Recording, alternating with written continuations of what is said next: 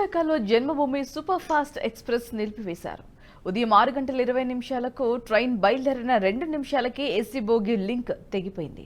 దీంతో స్టేషన్లోనే 2 బోగీలు వదిలి జన్మభూమి ఎక్స్ప్రెస్ ముందుకు వెళ్లింది. అయితే సిబ్బంది గమనించి జన్మభూమి సూపర్ ఫాస్ట్ ఎక్స్ప్రెస్ ను విశాఖ స్టేషన్కు తిరిగి తీసుకువచ్చారు.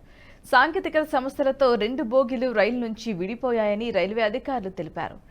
సమస్యను పరిష్కరించాక రైలును పంపించే ఏర్పాట్లు చేస్తున్నారు. పెను ప్రమాదం తప్పింది అని ప్రయాణికులు భావిస్తున్నారు.